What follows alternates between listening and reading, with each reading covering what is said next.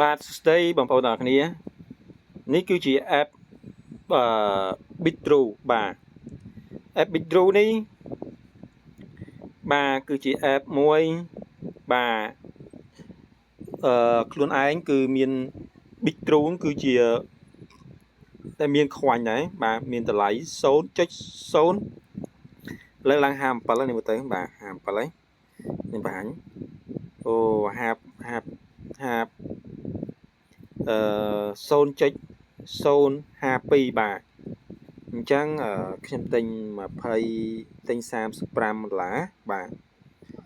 ខ្ញុំទិញ$35អញ្ចឹងគ្រាប់វាឡើង$46បាទដូច្នេះឥឡូវបងប្អូនណាខ្លះ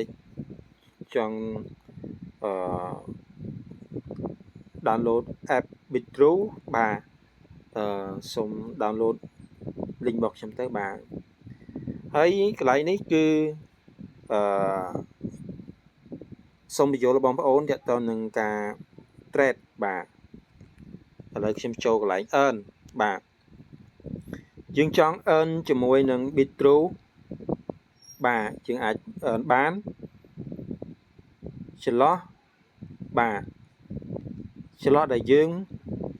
មានចាប់ពី1000គ្រាប់ចូលនៅកន្លែងនេះចូលនៅ sport បាទហើយបន្ទាប់មកខ្ញុំចូលទៅកន្លែងនេះ Bitru នេះបាទខ្វាញ់របស់ Bitru ហ្នឹងហើយខ្ញុំចូលទៅកន្លែងgo to earn បាទចូលកន្លែងហ្នឹងទៅបាទចេញកន្លែងនេះបាទចុចខាងក្រោមបាទចុចកន្លែងក្រោមមកបាទចូលកន្លែងនេះមកបាទអញ្ចឹងខ្ញុំមានតែ888គ្រាប់ទេអញ្ចឹងតួ1000គ្រាប់បានយើងអាច earn បានបាទអាច earn បាន1% interest បាទ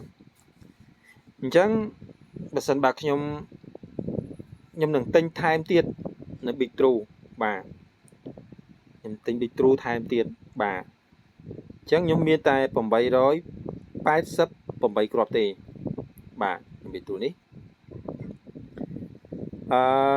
ខ្ញុំព្យាយាមនឹងទិញថែមទៀតបាទដើម្បី earn ជាមួយ Bitru នេះបាទឥឡូវខ្ញុំចុចមើលបាទខ្ញុំ earn បានអត់អត់បានមែនទេបាទអត់បានអញ្ចឹងទល់គ្រប់1000បានអាច